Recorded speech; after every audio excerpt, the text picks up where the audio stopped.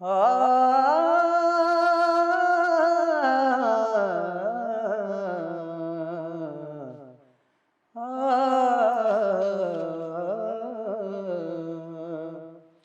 जिथों कदरावी लंघ जावे हयाती पंजाबी बन जावे। मैं बेड़ियां हजार तोड़ ला, मैं पानी विचों साह नचोड़ ला। जिथों कदरावी लंघ जावे हयाती पंजाबी बन जावे। मैं बेड़ियां हजार तोड़ ला, मैं पानी विचों साह नचोड़ ला।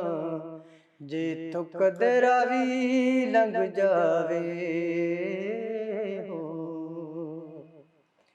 जे रावी विच पानी कोई नहीं ते अपनी कहानी कोई नहीं। जे संग बेलियार कोई नहीं ते किसे नू सुनानी कोई नहीं। अखां च दरिया खोल के मैं जख्मां दी थां ते रोड़ ला। जिथों कदरावी लंघ जावे हो। एक ऐसी मजबूरी हो गई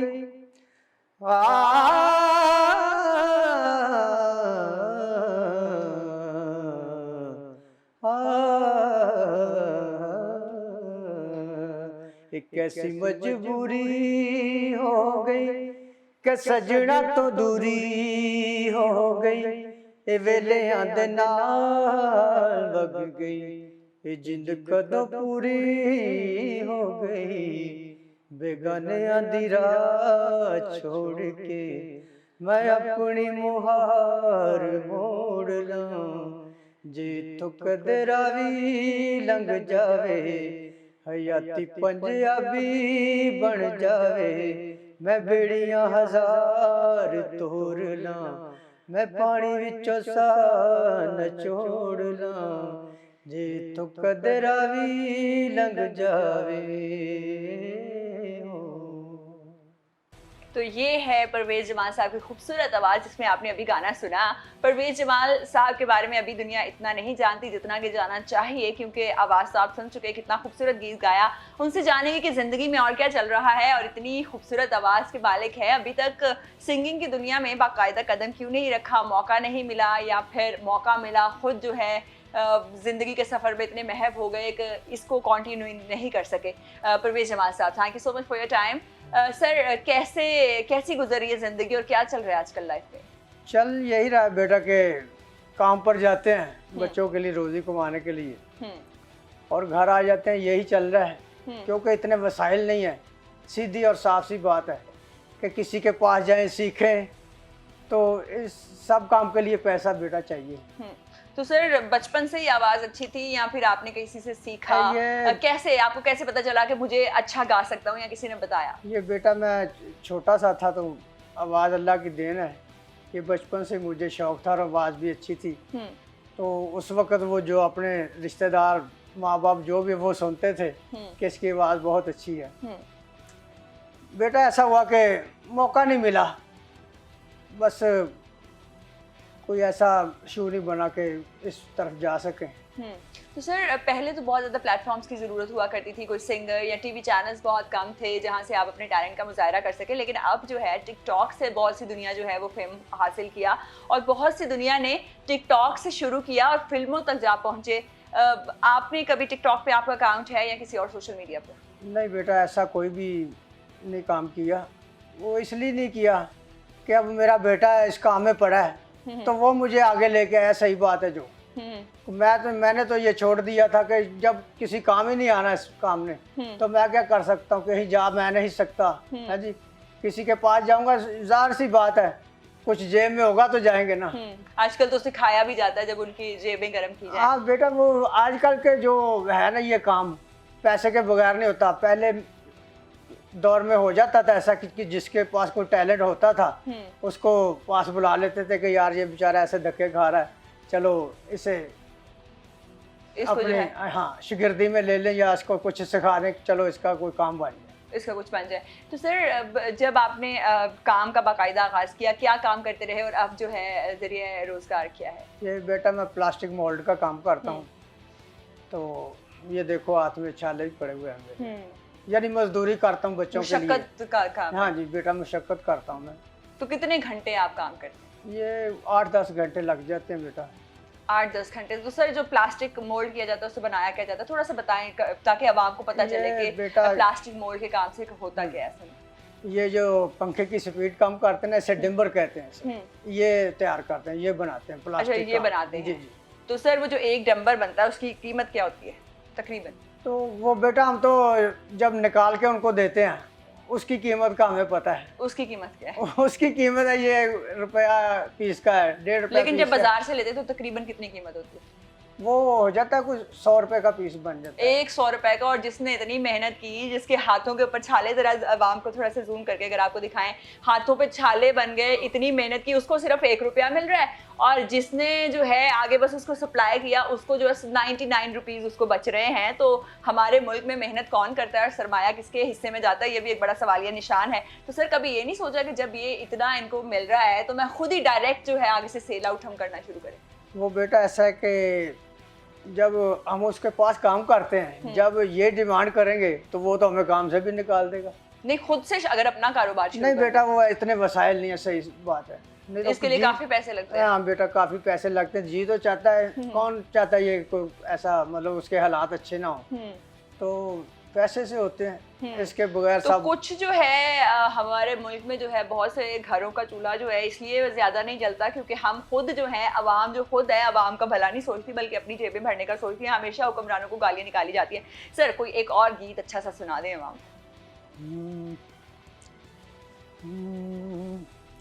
हंस खोलने तेरियां यादां ने आ मिल सजना फरियादां ने।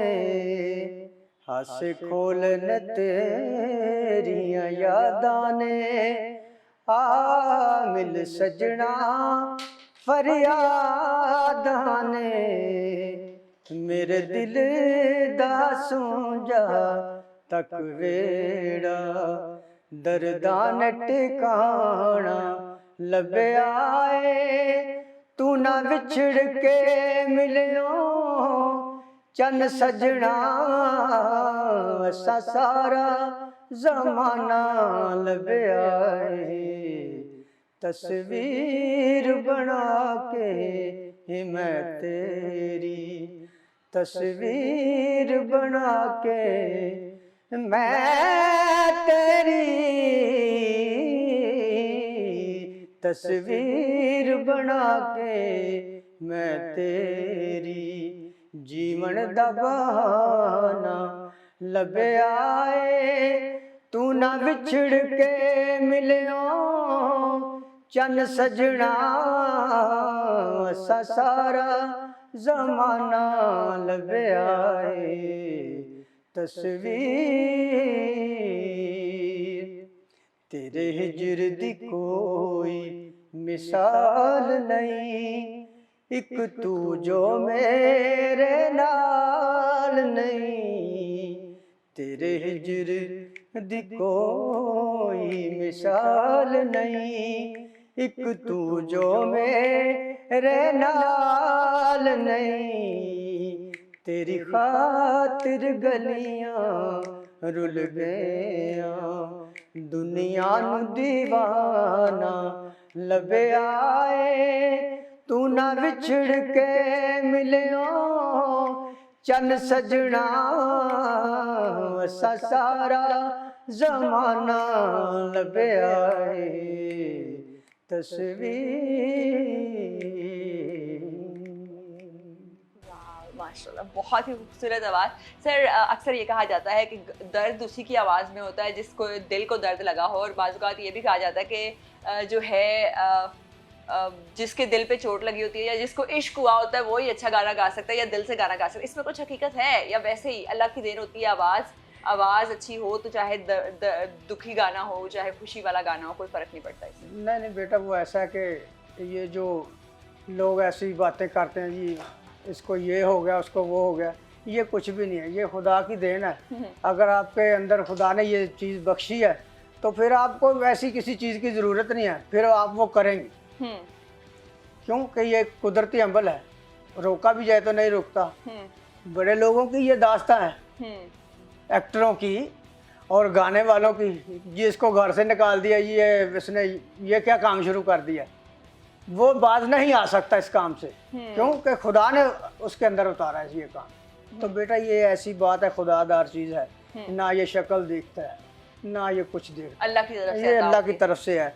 जिसको ऐसे ऐसे आदमी है कि बस क्या कह सकते हैं कि खुदा ने ऐसी ऐसी आवाज़ दी है कि कमाल हो। सर आपने बाकायदा मतलब पहले आपने कभी शादी फंक्शंस वगैरह हों कभी गाया, क्योंकि जो अच्छी आवाज़ इसकी होती है सारे रिश्तेदार कहते हैं भाई उसको बुलाओ, मेहंदी हो रही है तो वो आएगा, वो गाना गाएगा तो रंग जो है महफिल जमेगी। अक्सर जिसको डांस बहुत अच्छा आता है फैमिलीज कहती हैं कि वो नहीं आएगा तो रौनक ही नहीं लगेगी। कभी ऐसे मतलब महफिलों में गाना गाया, शादियों पे गाया या कहीं और?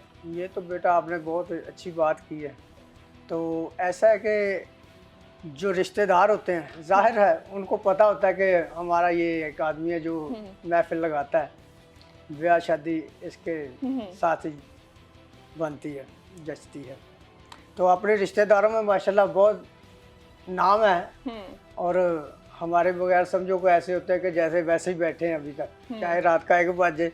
मैं तो कई बार ऐसा भी होता है कि घर से गायब हो जाता हूँ कि आज तबीयत नहीं ज़रा ठीक, और वो रात के 2 बजे तक भी देखते हैं, बैठ के वेट करते हैं कि नहीं जी फंक्शन तो तभी खत्म होगा जब आप आएंगे। हाँ जी, हाँ जी, बिल्कुल बेटा। तो सर कोई शादी वाला गाना भी सुना दे, कोई अच्छा सा जिसमें लोग घर में बैठे जरा खुश हो जाए।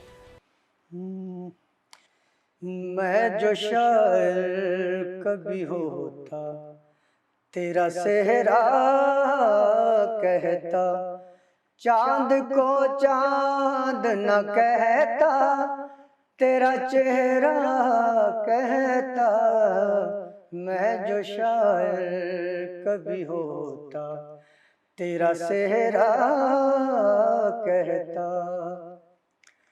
तुझको ले उड़ता हवा बन के मैं खुशबू की तरह, तुझको ले उड़ता हवा बन के मैं खुशबू की तरह, उम्र भर रखता ज़माने की निगाहों से परे, दिल बिगर पूछता तेरा तो कभी ना कहता। मैं जो शायर कभी होता, तेरा सेहरा कहता, चांद को चांद न कहता, तेरा चेहरा कहता। मैं जो शायर कभी होता, तेरा सेहरा कहता। खुश नसीबी से मुझे अपनी लगता है ये डर, खुश नसीबी से मुझे अपनी लगता है ये डर, मेरी खुशियों को न डस ले किसी दुश्मन की नजर, चश्म बदूर न कहता तो भला क्या कहता। मैं जो शायर कभी होता, तेरा सेहरा कहता। तेरे कदमों पे ही जा अपनी फिदा कर देता, आखिरी फर्ज मोहब्बत का अदा कर देता, और इसी फर्ज मोहब्बत को मैं सजदा कहता। मैं जो शायर कभी होता, तेरा सेहरा कहता, चांद को चांद न कहता, तेरा चेहरा कहता। मैं जो शायर कभी होता, तेरा सेहरा कहता। वाह, इतना अच्छा गाना और इतनी खूबसूरत आवाज़। सर आपकी मिसेस को कौन सा गाना पसंद है? और घर में फैमिली में अक्सर ये होता है कि बच्चे जो होते हैं उन किसी एक बच्चे की आवाज़ ज़रूर जाती है पेरेंट्स के ऊपर, अगर माँ की आवाज़ अच्छी हो या बाप की, तो बच्चा कौन सा है आपको लगता है कि मेरी तरह अच्छा गा सकता है? वो मेरा बड़ा बेटा है।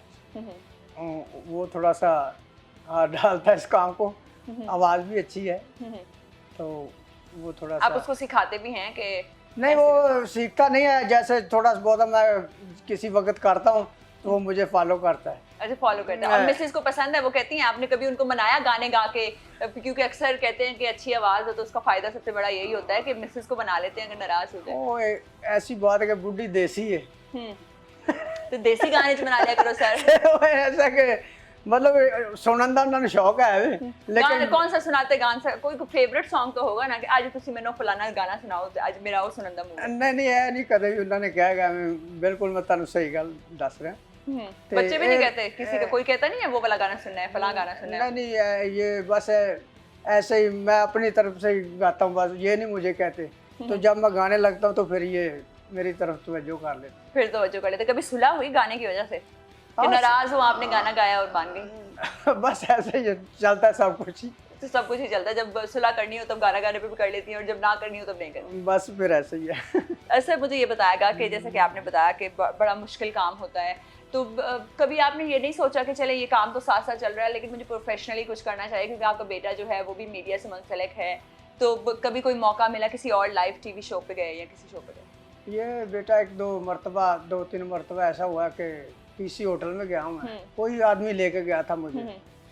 वो जब मैंने सुनाया उधर, तो वो खुले मैदान में उधर लगा होता है, तो लोगों को बहुत मज़ा आया। तो एक आदमी ने पैसे और चिट में वो गाना एक लेकर भेजा कि ये सुनाओ, तो मैं सभी को गाता हूँ, किसी एक फनकार को नहीं, मतलब कि कोई होता ना, कोई एक को पकड़ा हुआ तो उसको ही गाते, नहीं मैं सभी को गाता हूँ। क्यों कि जो अच्छा है, जो अच्छे नाम वाला आदमी है, अच्छा गाता है, उसको मैं सुनता हूँ। आपका अपना लेकिन एक हमेशा फेवरेट होता है, आपका अपना फेवरेट सिंगर कौन सा है जिसको आप बहुत पसंद करते हैं? मैडम नूरजहां और मेहंदी हसन साहब। दोनों का एक एक गाना हम सुनेंगे। पहले हम सुनेंगे मेहंदी हसन साहब का एक आपका अपना फेवरेट सॉन्ग। दिल वीरान है, तेरी याद है, तन्हाई है, जिंदगी दर्द की बाहों में सिमट आई है। दिल वीरान है, तेरी याद है, तन्हाई है, जिंदगी दर्द की बाहों में सिमट आई है। दिल वीरान है, तेरी याद है, तन्हाई है। मेरे महबूब ज़माने में कोई तुझसा कहाँ, मेरे महबूब ज़माने में कोई तुझसा कहाँ, तेरे जाने से मेरी जान पे बनवाई है, जिंदगी दर्द की बाहों में सिमट आई है। दिल वीरान है, तेरी याद है, तन्हाई है।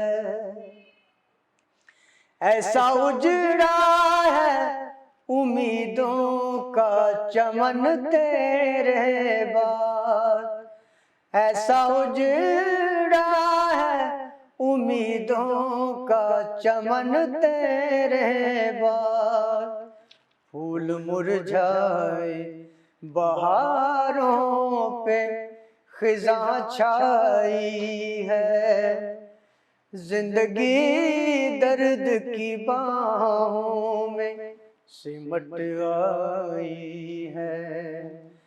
दिल वीरान है, तेरी याद है, तन्हाई है। छा गए चारों तरफ गम के अंधेरे साए, छा गए चारों तरफ गम के अंधेरे साए। मेरी तकदीर मेरे हाल पे शर्माई है, जिंदगी दर्द की बाहों में सिमट आई है। दिल वीरान है तेरी याद है, तन्हाई है, जिंदगी दर्द की बाहों में सिमट आई है। दिल वीरान है तेरी याद है, तन्हाई है। बहुत ही खूबसूरत आवाज। मेहदी हसन का सॉन्ग तो हो गया, मैडम नूरजहां का जो आपका टॉप फेवरेट है वो वाला सॉन्ग आप सुने। कुछ लोग रूठ कर भी लगते हैं कितने प्यारे, कुछ लोग रूठ कर भी लगते हैं कितने प्यारे, कुछ लोग चुप रह के भी नजर में है प्यार के इशारे, कुछ लोग रूठ कर भी लगते हैं कितने प्यारे, कुछ लोग पे बेरुखी का इल्जाम क्यों लगाए, उनकी जफा का है दिल हम क्यों बुरा मनाए, जो चाहे अब करे वो दिल पे सितम हमारे, कुछ लोग रूठ कर भी लगते हैं कितने प्यारे, कुछ लोग इस दिल में कैसे कैसे तूफान मचल रहे हैं, अपनी ही आग में हम चुपचाप जल रहे हैं कितने खूबसूरत इस आग के शरारे, कुछ लोग रूठ कर भी लगते हैं कितने प्यारे, कुछ लोग रूठ कर भी लगते हैं कितने प्यारे, और कुछ लोग माने हुए भी बुरे ही लग रहे होते हैं जिंदगी में। सर ये कहिएगा कि जैसे कि आप ताबिश अली के शो में भी गए, वो कैसा एक्सपीरियंस था? लाइव था, रिकॉर्डेड था, कैसा रहा आपका वो एक्सपीरियंस? वो जी मैं ताबिश भाई के शो में गया था, तो वहाँ बैठे थे, ऑडियंस से पूछा, ऑडियंस में बैठे थे, सही बात है जी, तो कौन क्या क्या मतलब दिखाएगा या क्या सुनाएगा, तो मैंने भी हाथ खड़ा कर दिया कि जी मैं भी सुनाऊंगा। तो फिर सजाद अली का मैंने जे थो कंजरा भी लग जाए ए जे मैं शुरू ही किया सी तो माशाल्लाह क्लैप हो गई, तो बहुत ज़बरदस्त। तो मैंने अभी थोड़ा सा सुनाया था, ताबिश भाई ऐसे हो गए कि वो मजबूर हो गए कि मुझे स्टेज पर बुला दिया। फिर स्टेज पे बुलाया, फिर आपने बाकी स्टेज पे सुनाया? हाँ, क्योंकि ताबिश भाई ने कहा कि ये आपके साथ नाइंसाफ़ी होगी, और उसकी बात मुझे ये बहुत अच्छी लगी। वाकई नाइंसाफ़ी होती है अगर आपको स्टेज पे ना बुलाया जाए तो ये आपसे बेइंसाफ़ी होगी अगर यहाँ बुलाकर आपको इससे दो लाइनें ना सुनी जाएं। तो ताबिश भाई ने मुझे अपने पास बुलाया और पास बिठा के मेरे पास बैठे वो, तो बहुत अच्छे तरीके से वो गाना भी फिर अगर हम ना सुने तो वो भी नाइंसाफ़ी होगी कि वो गाना जो आपने ताबिश भाई को सुना दिया वो अगर आवाम को अब ना सुनाए तो। वो पहले ही मैंने सुना, दोबारा सर सुना दें। वो शुरू जिससे आगाज किया था, लेकिन अब क्योंकि हम कोच कर रहे हैं इसलिए वी वांट कि आप दोबारा से कदरावी लंघ जावे हयाती पंजाबी बन जावे, मैं बेड़ियां हजार तोड़ ला, मैं पानी विचों साह नचोड़ ला, जे तो कदरावी लंघ जावे हो जे रावी विच पानी कोई नहीं ते अपनी कहानी कोई नहीं, जे संग बेलियार कोई नहीं ते किसे नु सुनानी कोई नहीं। अखां च दरिया खोल के मैं जख्मां दी थां ते रोड़ना, जे तो कदरा भी लंघ जावे। एक ऐसी मजबूरी हो गई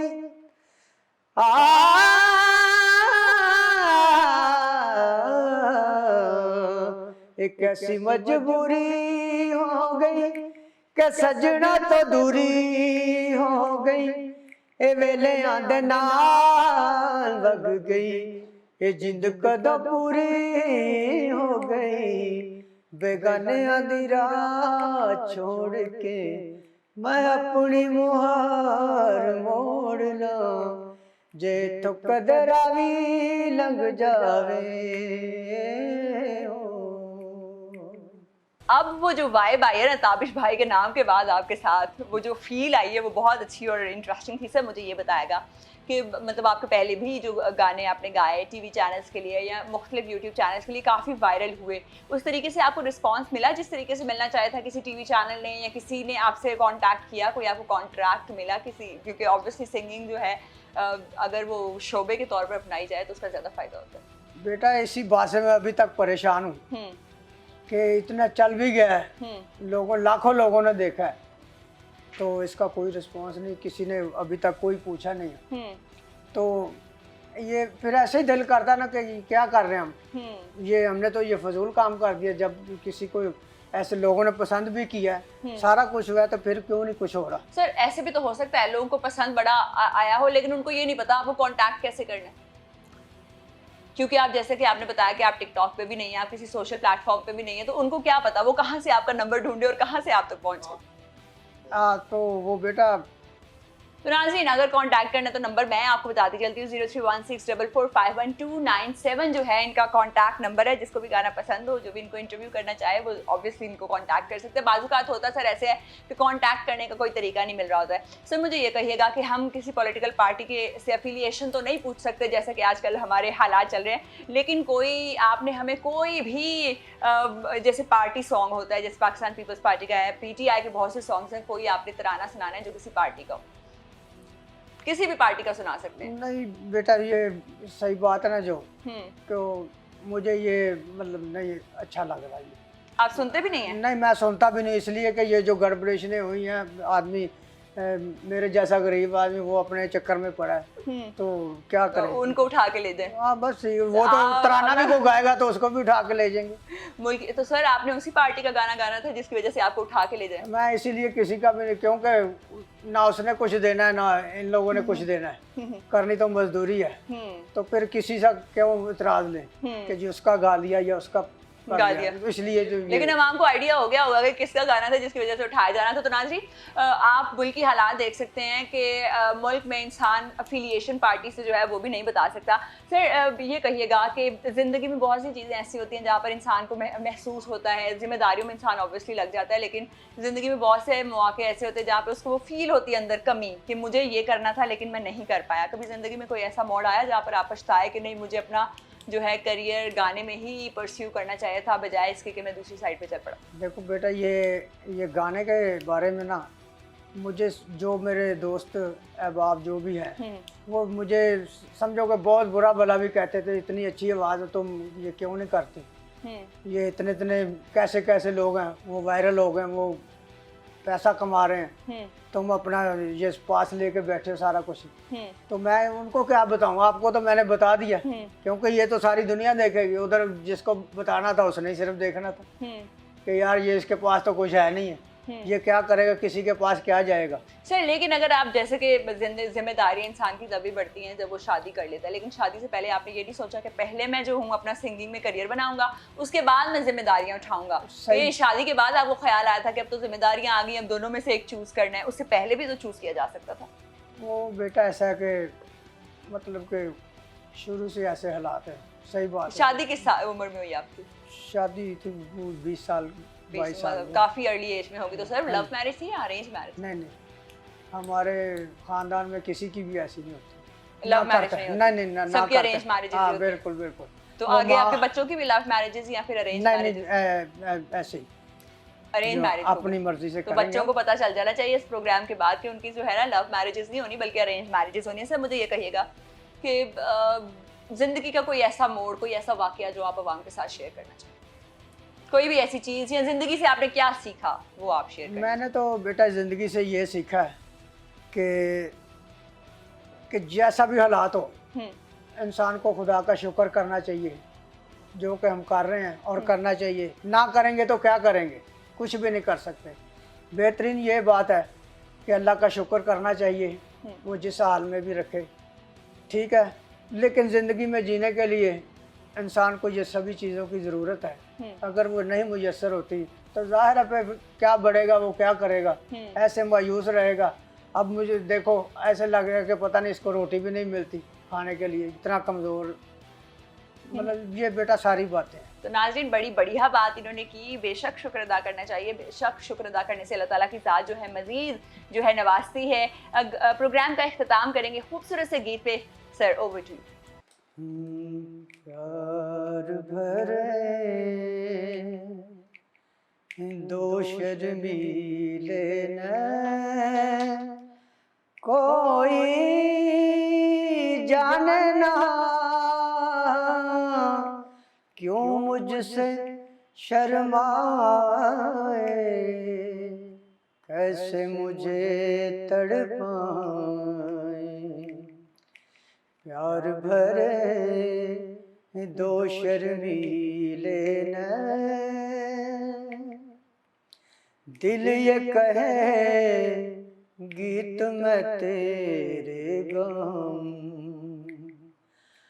तू ही सुने और मैं गाता जाऊं। तू जो रहे साथ मेरे, दुनिया को ठुकराऊं, तेरा दिल बहलाऊं। जिनसे मिला मेरे दिल को चैन, कोई जाने ना, क्यों मुझसे शर्माए, कैसे मुझे तड़पाए।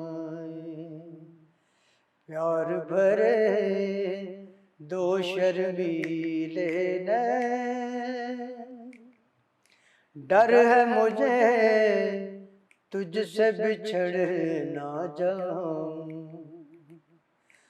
खो के तुझे मिलने की राह न पाऊं। ऐसा न हो जब भी तेरा नाम लबों पर लाऊं, मैं आंसू बन जाऊं। जिनसे मिला मेरे दिल को चैन, कोई जाने ना, क्यों मुझसे शर्माए, कैसे मुझे तड़पाए।